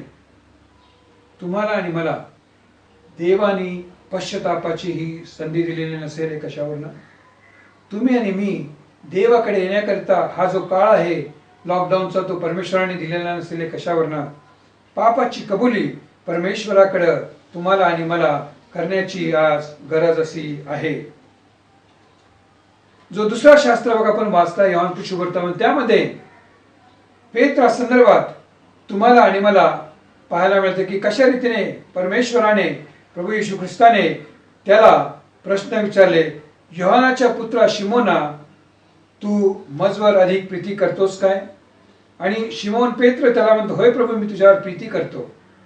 दुसऱ्याने तो त्याला तोच प्रश्न विचारत आहे की योहानाच्या पुत्रा शिमोना, मजवर प्रीती करतोस काय? परंतु तिसऱ्या वेळेस तो जो प्रश्न थोडासा प्रश्नामध्ये बदल करतो आणि तो प्रश्न आहे तो, योहानाच्या पुत्रा शिमोना, तू मजवर प्रेम करतोस काय? योहानाच्या पुत्रा शिमोना, तू माझ्यावर प्रेम करतोस काय? प्रीती आणि प्रेम हे दोन अर्थी शब्द असे आहेत. मराठीमध्ये हे दोन शब्द आहेत. इंग्रजीमध्ये त्याला लव असं म्हटलेलं आहे. मी इंग्रजी डिक्शनरीमध्ये त्यासाठी प्रतिशब्द शोधण्याचा प्रयत्न केला, परंतु मला तो सापडलेला नाही. लव किंवा आम्ही सहज म्हणतो I love you, I love my family, परंतु आय लव्ह माय फ्रेंड, आमच्या मित्रांना आम्ही प्रीती करतो म्हणतो, परंतु आम्ही त्यांच्यावर खरोखरच प्रेम करतो का? हा मोठा प्रश्न या ठिकाणी परमेश्वर तुम्हाला आणि मला दाखवत आहे की कशा रीतीने प्रीती ही स्वार्थी असू शकते, परंतु प्रेम हे निस्वार्थ असं असतं. प्रीती ही स्वार्थी असू शकते, परंतु प्रेम हे निस्वार्थ असू शकतं. आणि म्हणून पेत्राचा स्वभाव बघून प्रभू येशू ख्रिस्त त्याला म्हणत आहे की पेत्रा, तू माझ्यावर प्रीती करतोस काय? आणि मग शेवटला प्रश्न त्याने विचारला की तू मजवर प्रीती करतोस काय? तुम्हाला आणि मला प्रभू येशू ख्रिस्तावर प्रेम असं करायचं आहे. या ठिकाणी एक उदाहरण, प्रभू येशू ख्रिस्त ज्यावेळेस तो पुनरुत्थित झाला, शिष्यांना त्यांनी दर्शन दिलं आणि त्यावेळेस तो आम्ही पाहतो की त्या ठिकाणी शिष्य हे मासे धरायला गेलेले असताना त्यांना मासे सापडत नाही. नंतर प्रभू येशू ख्रिस्ताने त्यांना उजव्या हाताला जाळी टाका असं म्हटलेलं आहे आणि त्यांना 153 मासे मिळालेले आहेत. मला पुष्कळदा नवल वाटतं की प्रभू येशू ख्रिस्ताला मासेच का आवडत होते. कदाचित त्या प्रांतात मासे जास्त मिळत असतील किंवा त्या भागातील लोकांना मासे आवडत असतील, परंतु याचा खोलात विचार केल्यानंतर ह्या माशांच्या द्वारे परमेश्वराला एक नवीन सत्य तुमच्याकडे आणि माझ्याकडे आणायचं होतं. आणि ते म्हणजे या माशामध्येच जर ग्रीक शब्द आपण माशासाठी जर वाचला किंवा पाहिला तर त्यामध्ये तो इखिस्तस म्हणून असं ग्रीकमध्ये त्याचा उच्चार केलेला आहे आणि त्याचा अर्थ इयेसुस ख्रिस्टोस थिओ वियस सॉटर, Jesus Christ God son and saviour. Jesus Christ God son and saviour. मासा, फिश. जर आपण पंडित रामाबाई मुक्ती मिशनमध्ये गेला आणि त्या ठिकाणी जे भव्य मंदिर आहे, उजव्या हाताच्या पायरीवरनं जर आपण वर मंदिरात गेला आणि बाहेरच आपण पाहाल की वर दगडावर 3 मासे त्या ठिकाणी कोरलेले आहेत. आणि हे जे 3 मासे आहेत, एक प्रत्येकाचा डोळा एकच दाखवलेला आहे, परंतु 3 प्रकारे त्यांना असं दाखवलेलं आहे. आणि याचाच अर्थ की ख्रिस्त तुम्हाला आणि मला देव असा आहे, तो तुमचा आणि माझा सेवियर असा आहे. आणि मग माशावर मी विचार करत असताना मला एक गोष्ट लक्षात आली. प्रत्येकाला मासा आवडतो, काहींना चिकन आवडतं, काहींना मटण आवडतं. परंतु माशामध्ये जे काटे असतात ते आपण खात नाही, ते टाकून देतो. जर माशातला जर काटा खाल्ला तर काय होणार, तो आम्हाला टोचणार. परंतु एक नवीन सत्य परमेश्वर तुम्हाला आणि मला देते की आमच्या जीवनातले काटे, आमच्या जीवनातलं जे काही सर्व आहे, प्रभू येशू ख्रिस्त आज देखील काढायला तयार आहे. तो मासा देतो, तो भाकर देतो. आणि म्हणून मासा हे त्याचं स्वतःचं प्रतीक आहे की तो देव आहे, तो आमचा तारणारा आहे. तुम्ही तो, कारण प्रत्येक वेळेस ज्या वेळेस भोजन या ठिकाणी दाखवले, भाकर त्याने दिलेली आहे, मासा असा त्याने दिलेला आहे. मासा हे प्रभू येशू ख्रिस्ताचं प्रतीक आहे. तुमच्या आणि माझ्या जीवनात हा मासा म्हणजे प्रभू येशू ख्रिस्त आहे का? कारण तोच तुमचा त्रास, तुमचं संकट, तुमचे क्लेश काढण्यास असा सिद्ध आहे. ते काटे तो बाहेर काढण्यास सिद्ध आहे. परंतु तुम्हाला त्याच्यावर विश्वास ठेवणं क्रमप्राप्त असं आहे. आम्ही थोड्याच वेळानंतर प्रभू भोजनाकडे वळणार आहोत. 1 कोरिंथ्याचा 11वा अध्याय आणि 17 पासून आपण वाचतो की ज्या रात्री तो पराधीन गेला त्या रात्री त्याने भाकर घेतली, मोडली, हिशोबकार स्मरण करून आपल्या शिष्यास दिली. नंतर त्याने प्याला देखील दिला, जो त्याच्या रक्ताचा, नवीन रक्ताचा असा करार आहे. परंतु हे घेत असताना तुम्हाला आणि मला आपलं आत्मपरीक्षण करायचं आहे. तुम्हाला आणि मला आपले पाप त्याच्याकडे कबूल करायचे आहेत. तुम्हाला आणि मला त्याच्याद्वारे आमच्या मनातले जे काटे आहेत ते काढून टाकायचे आहेत. कारण ख्रिस्त हा भीती दूर करतो, ख्रिस्त हा जिवंत आशा देतो, ख्रिस्त हा तुम्हाला आणि मला सार्वकालिक जीवन देतो. आणि म्हणून आम्ही घाबरायला नको, आम्ही वितर्क आमच्या मनात उठायला नको. आणि म्हणून आम्ही पाहतो की देवाचं वचन या ठिकाणी सांगतं, तुम्ही का घाबरला? तुमच्या मनात तर्क वितर्क का उठतात? तुमच्या मनात तर्क वितर्क का उठतात? कारण हा जो ख्रिस्त आहे तो पुन्हा येणार आहे.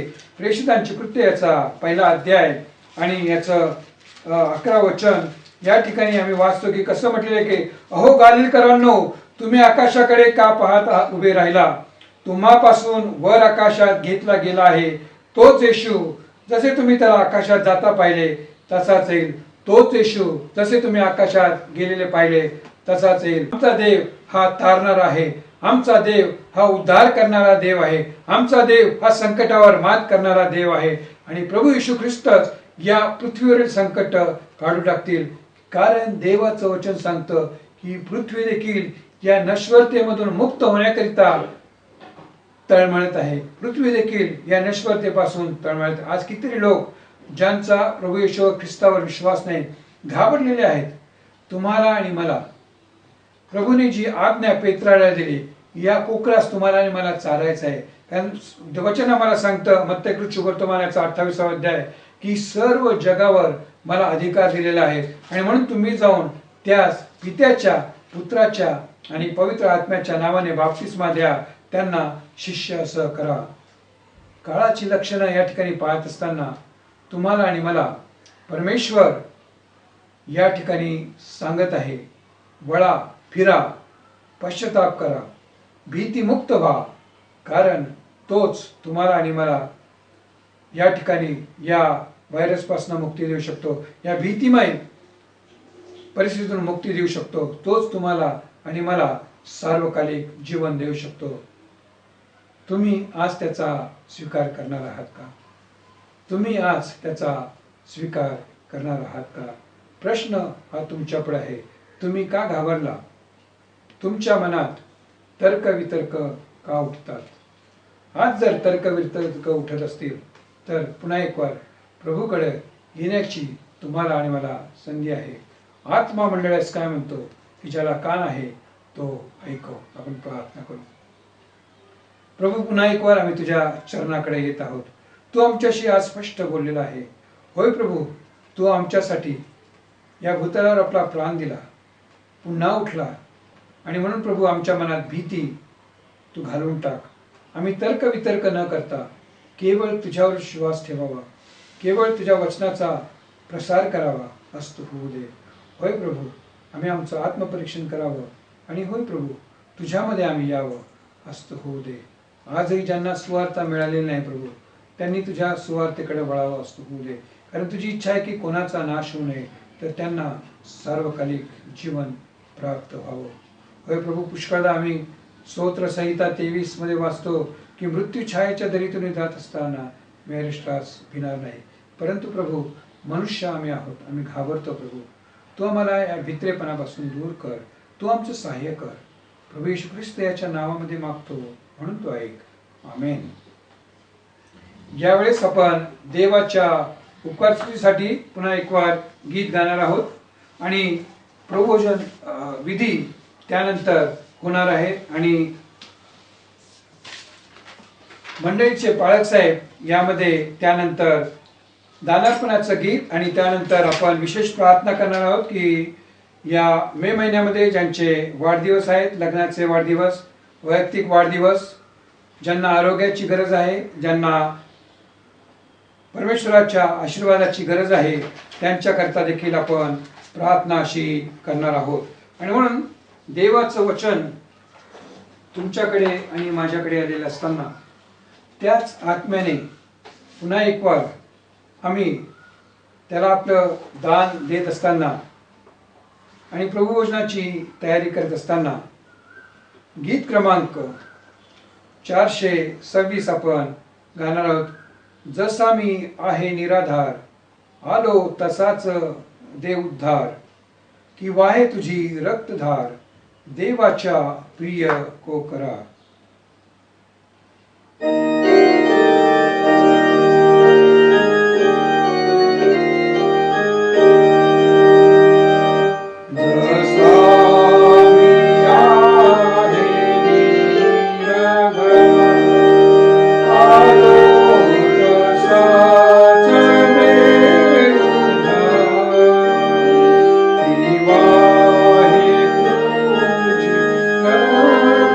Oh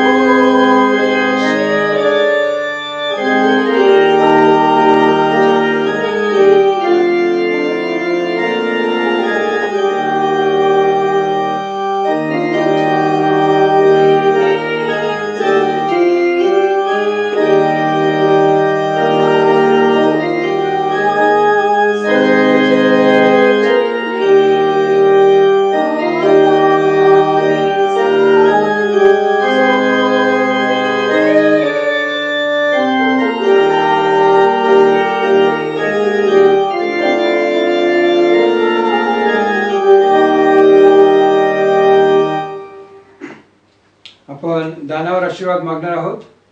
त्याच प्रकारे मे महिन्यात ज्यांचे वाढदिवस आहेत, ज्यांचे लग्नाचे वाढदिवस आहेत, ज्यांना परमेश्वराने आशीर्वादित केलेलं आहे, ज्यांना आरोग्याची गरज आहे, त्याच प्रकारे देवाने तुमच्या जीवनामध्ये एक नवीन आशा निर्माण केलेली आहे किंवा ज्यांनी आत्ताच ख्रिस्ताचा स्वीकार केला आहे, अशांसाठी देखील आपण प्रार्थना करणार आहोत. प्रार्थना करू. पवित्र पवित्र पवित्र स्वर्गीय पिता, तुझ्या गौरवाकरिता जे दान आम्ही दिलेलं आहे प्रभू, त्याचा तू स्वीकार कर. त्याद्वारे केवळ तुझंच आणि तुझंच गौरवलस्त होऊ दे. होय प्रभू, हे जे सर्व काही आमच्याकडे आहे हे तूच आम्हाला दिलेलं आहे.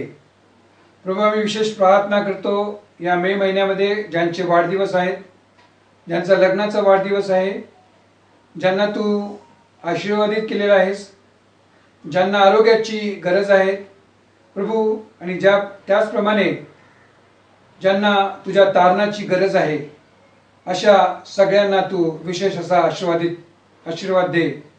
तुझ्या स्वर्गीय भांडारातून त्यांच्या गरजा तू पुरव. होय प्रभू, कारण तुझं वचन सांगतं की माझे संकल्प हे हिताचे आहेत, अहिताचे नाहीत. होय प्रभू, ज्यांना तू आज या महिन्यामध्ये ज्यांचा वाढदिवस आहे त्यांना तू दीर्घायुष्य दिलेलं आहेस, तुझे उपकार मानतो. त्यांना तू आरोग्य दे. त्यांच्या जीवनातील संकल्प आहेत ते तू आशीर्वादित कर. होय प्रभू, त्यांच्या संपूर्ण कुटुंबावर तुझा आशीर्वाद असा वस्तू होऊ दे. त्याच प्रकारे ज्यांचे लग्नाचे वाढदिवस आहेत प्रभू, त्या प्रत्येकाला तू आशीर्वादित कर.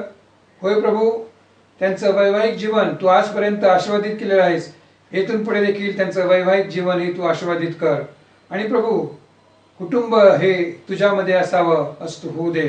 प्रभू, आम्ही तुझ्याकडे मागतो की ज्यांना आरोग्याची गरज आहे, होय प्रभू, तू डॉक्टरांचा डॉक्टर आहे, वैद्यांचा वैद्य असा आहे. तू शब्द बोलतो, तुझ्या रक्तानं प्रभू तू प्रत्येकाला एक प्रकारे शुद्ध असं केलेलं आहे प्रभू. कारण तुझं वचन सांगतं की त्याच बसलेल्या फटक्यांनी आम्हास आरोग्य प्राप्त झालेलं आहे.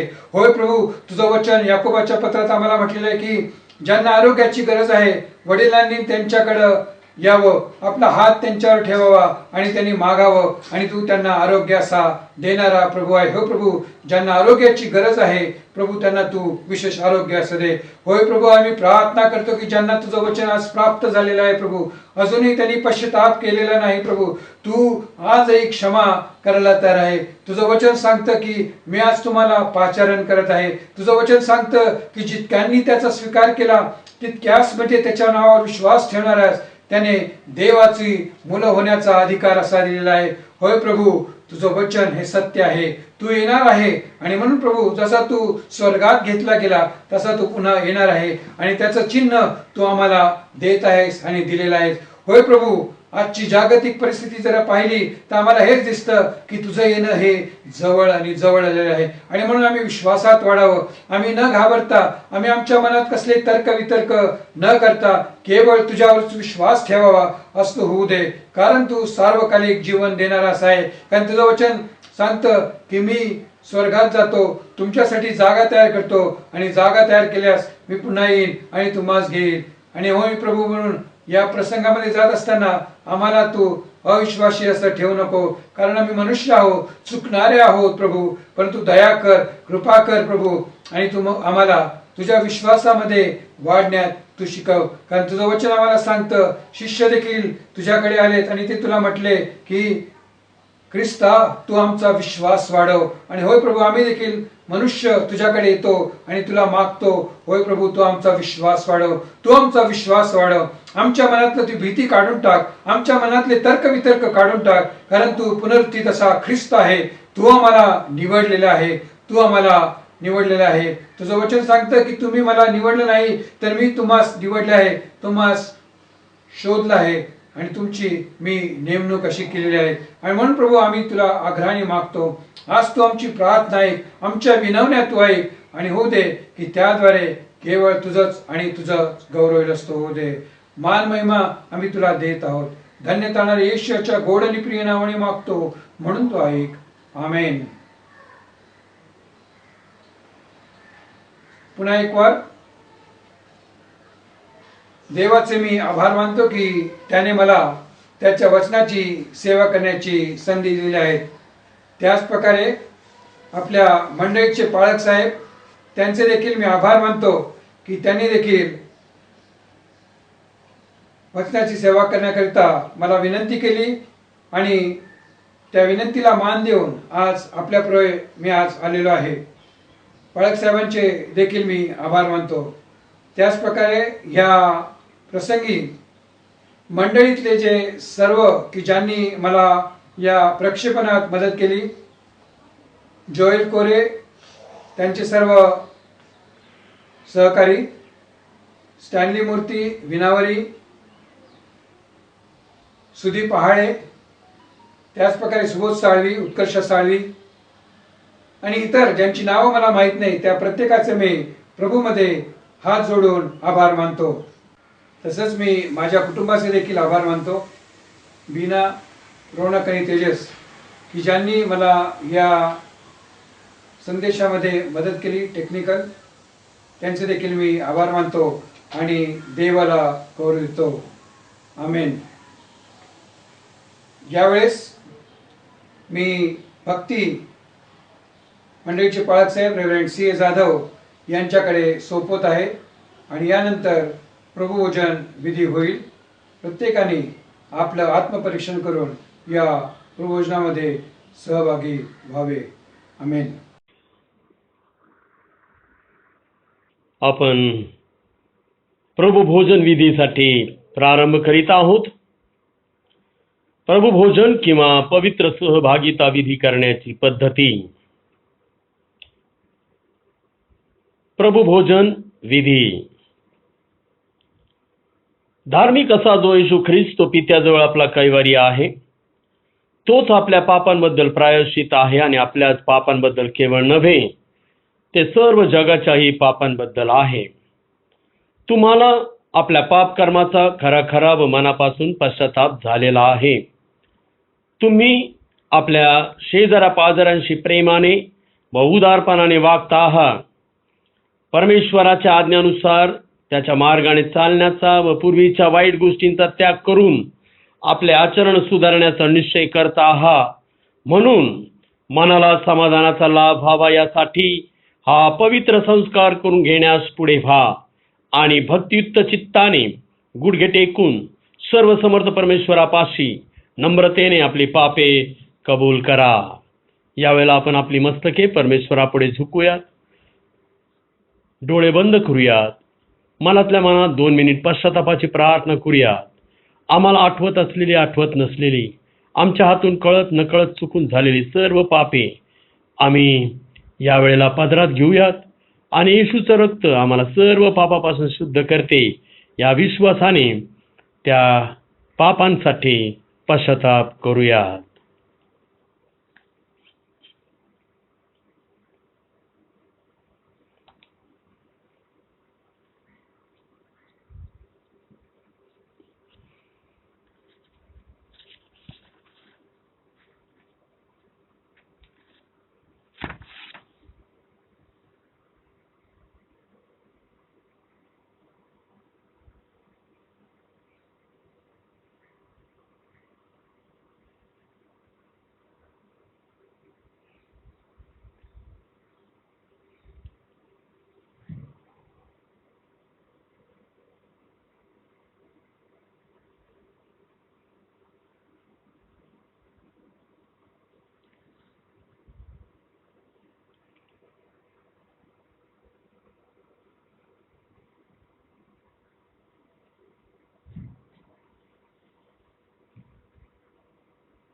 पापांगीकाराची प्रार्थना आपण सर्व मिळून बोलूयात. हे सर्व समर्थ परमेश्वरा, प्रभू येशू ख्रिस्ताच्या पित्या, सर्व वस्तूंच्या उत्पन्नकर्त्या, सर्व मानवांच्या न्यायाधीशा, आम्ही तुझ्यासारख्या दैवी कृपा सागराच्या इच्छेबाहेर जाऊन वेळोवेळी कायिक, वाचिक व मानसिक अशी दुष्कृत्ये व पापे अधमपणाने केली. त्यामुळे तुला आमचा सात्विक राग आला व तुझा क्रोधाग्नी भडकला. हे अगदी यथायोग्यच झाले. ही पापे आम्ही पदरात घेतो, त्याबद्दल आम्हाला फार खेद, पश्चाताप व शोक होत आहे. त्याची नुसती आठवण झाली तरी मनाला यातना होतात. त्यांचा भार आम्हाला अगदी असह्य झाला आहे. हे परम दयाळू पित्या, आम्हावर दया कर. आमच्या हातून जे झाले आहे त्या सर्वांची क्षमा आम्हाला तुझा पुत्र आमचा प्रभू येशू ख्रिस्त याच्यासाठी कर, आणि तुझ्या नामाचा बहुमान व गौरव व्हावा म्हणून यापुढे उपरतीला अनुसरून आमच्या हातून वर्तन घडून तुझी सेवा होईल, तुला संतोष होईल असे कर. आमचा प्रभू येशू ख्रिस्त याच्याद्वारे आमेन. सर्वसमर्थ परमेश्वरा, आमच्या स्वर्गातील पित्या, तू परम दयेने वचन दिले आहेस की जे मनापासून पश्चाताप करून खऱ्या विश्वासाने तुझ्याकडे वळतात त्या सर्वांच्या पातकांची तू क्षमा करतोस. आम्हावर तू दया कर. आमच्या सर्व पातकांची क्षमा करून त्यापासून आम्हास मुक्त कर. आमच्यात सद्वृत्ती बाळवू दे. आम्हाला त्यांना सतत धरून राहू दे व आम्हाला सार्वकालिक जीवनाचा लाभ होऊ दे. आमचा प्रभू येशू ख्रिस्त याच्याद्वारे आमेन. हे सर्वसमर्थ परमेश्वरा, तुझ्या पुढे सर्व मनुष्यांची अंतःकरणे उघडी आहे व तुला त्यांच्या सर्व इच्छा माहीत आहे आणि तुझ्यापासून काही गुप्त राहत नाही. आम्ही तुझी पूर्णपणे भक्ती करावी व आम्हाकडून तुझ्या पवित्र नामाचे महत्त्व यथायोग्य व्हावे म्हणून तू आपल्या पवित्र आत्म्याच्या प्रेरणेने आमची चित्तशुद्धी कर. आमचा प्रभू येशू ख्रिस्त याच्याद्वारे आमेन. हे दयाळू प्रभो, आम्ही तुझ्या या मेजाजवळ आमच्या नीतिमत्वाचा भरवसा बाळगून येत नाही, पण अनेक वेळा व अनेक प्रकारे आम्हावर झालेल्या तुझ्या मोठ्या करुणेवर भरवसा ठेवून येतो. तुझ्या मेजाखालचा चूर देखील टिपून घ्याव्यास आम्ही योग्य नाही, परंतु तुझ्या प्रभूचा धर्म असा आहे की सर्वदा दया करावी, तो तूच आहेस. याच तो हे दयाघन प्रभो, तुझा पुत्र येशू ख्रिस्त याच्या अमूल्य रक्ताने आमच्या पापांचे क्षालन होईल, त्याचा आमच्या सतत वास होईल व आम्ही त्याच्या ठायी राहू. आमचा विकास होऊन आम्हाला खरी जीवन प्राप्ती होईल अशा विश्वासाने तुझा पुत्र येशू ख्रिस्त याने अर्पण केलेले शरीर व सांडलेले रक्त यांच्या स्मरणात आम्हाला भाकर व द्राक्षरस यांचा स्वीकार करू दे. येशू ख्रिस्त आमचा प्रभू याच्याच द्वारे आमेन. हे सर्वसमर्थ परमेश्वरा, आमच्या पित्या, तू दयाळूपणाने आपला एकुलता एक पुत्र येशू ख्रिस्त याची आमच्या पापांबद्दल वधस्तंभावर प्राणाहुती देऊन दंडाची भरपाई करण्याच्या कामी योजना केली. तिच्या योगाने त्याने एकदाच प्राणाहुती दिली व अखिल जगाच्या पापांबद्दलच्या प्रायश्चित्ताचा यथासांग पुरेपूर व जितका पाहिजे तितका यज्ञ केला.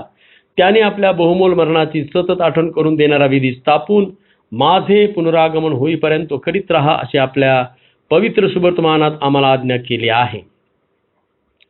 यास्तव हे दयाळू पित्या, आम्ही तुला ती नम्रतेने विनवितो की तू आमचे ऐक आणि असे कर की तुझा पुत्र आमचा तारणारा येशू ख्रिस्त याच्या पवित्र विधीप्रमाणे तू उत्पन्न केलेले पदार्थ या ठिकाणी भाकरीवर हात ठेवावा सर्वांनी.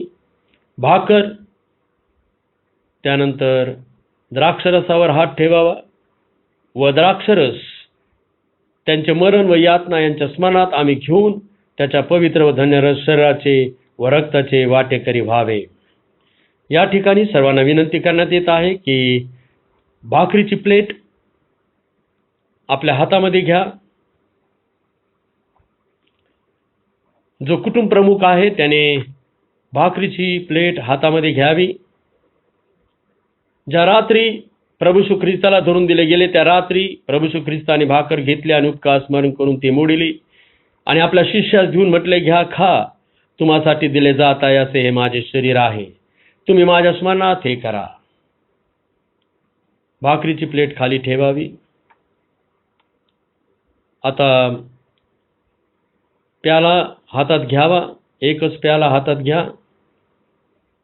त्याचप्रमाणे भोजन झाल्यावर प्रभू येशू ख्रिस्ताने प्याला घेतला आणि उपकार स्मरण करून त्यास दिला आणि म्हटले, तुम्ही सर्व यातील प्या, कारण पापांच्या क्षमेसाठी तुम्हाकरिता व बहुतांकरिता सांडले जात आहे असे हे नव्या कराचे माझे रक्त आहे.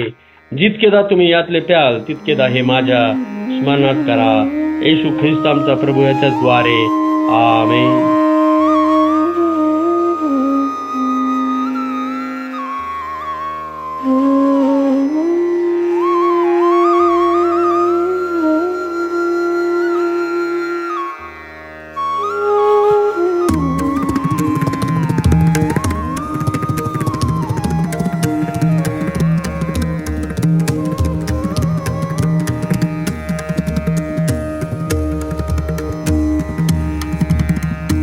तुझ्या मेजावर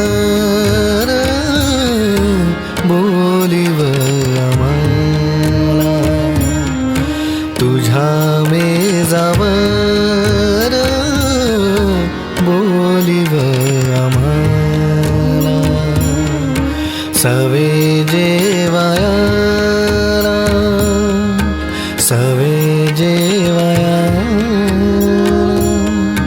तुझ हस्ते, तुझ हस्ते, तुझ्या मेजावर बोलिव आम्हाला, तुझ्या मेजावर बोलिव आम्हाला.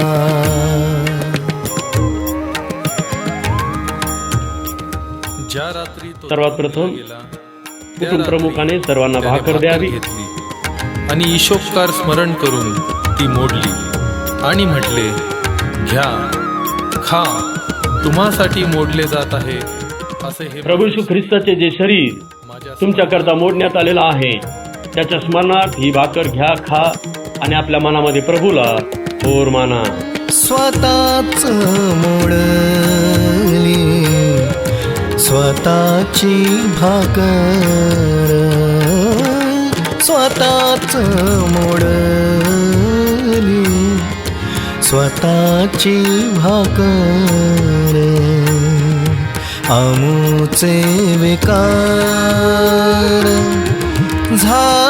झाकण्याला, प्रभू जे उपाशी त्यांना देई हाक, प्रभू जे उपाशी त्यांना देई हाक, प्रत्येकाला एक जागा दे, जागा दे, तुझ्या मेजावर बोलिव आम्हाला, तुझ्या मेजावर बोलिव आम्हाला. कुटुंब प्रमुखाने त्याप्रमाणे प्रत्येकाला प्याला द्यावा. त्याने प्याला घेतला आणि म्हटले, हा प्याला माझ्या रक्ताचा नवा करार आहे, जितकेदा तुम्ही हा पिता तितकेदा माझ्या स्मरणार्थ हे करा. प्रभू येशू ख्रिस्ताचे जे रक्त तुमच्याकरिता सांडण्यात आलेलं आहे, त्याच्या स्मरणात हा प्याला घ्या, प्या आणि आपल्या मनामध्ये थोर माना. आपल्या मनामध्ये प्रभू येशू ख्रिस्ताला थोर माना. हो दे तारण तुझ्या रक्ताद्वारे,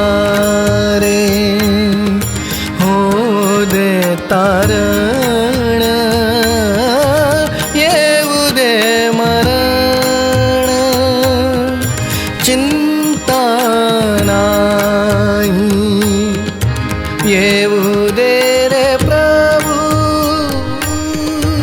आठवण खास, सारे मद निद निद धनि धम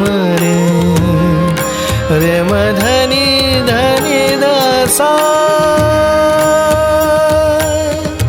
येऊ दे रे प्रभू आठवण खास, तोंडामध्ये घास घालताना, घालताना, तुझ्या मेजावर बोलिव आम्हाला, सवे जेवायाला तुझ हस्ते, तुझ हस्ते,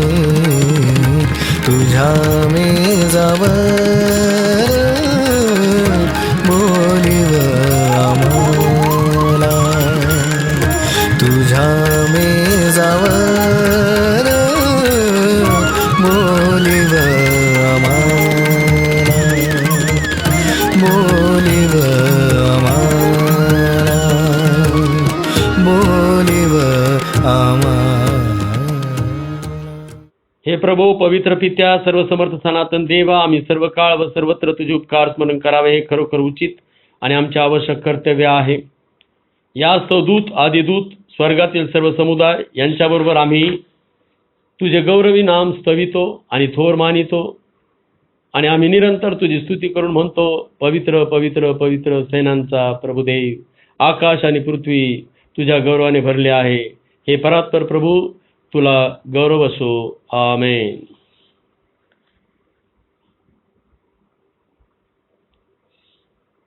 आपण देवबापाचा आशीर्वाद मागूयात. परमेश्वराची शांती जी सर्व बुद्धीच्या पलीकडे आहे ती तुमच्या अंतःकरणास व मनास परमेश्वराचा व त्याचा पुत्र येशू ख्रिस्त आपला प्रभू याच्या ज्ञानात व प्रीतीत राखो आणि सर्व समर्थ परमेश्वर पिता, पुत्र आणि पवित्र आत्मा याचा आशीर्वाद तुम्हावर असो आणि सर्वदा तुम्हासह राहो. आणि आता मेंढरांचा महान मेंढपाळ आपला प्रभू येशू ख्रिस्त याची कृपा, देव बापाची प्रीती, पवित्र आत्म्याची सहभागिता आम्हा सर्वांबरोबर इथून पुढे आमचा प्रभू येशू ख्रिस्ती पर्यंत सदा सर्व काळ असो. आमेन. मंगलाहि प्रेमला स्तवने अर्पितो तुला तव पदी दे आसरा आम्हाला विश्वंभरा जाताना घरी दे मना शांती आमुच्या दया घना जीणे सरो हे चिंतनी देहाची जो हा सेवनी अर्पितो तुला दयानिधे स्तोत्रे गायने आनंदे मंगला हे प्रेमला स्तवने अर्पितो तुला आमेन.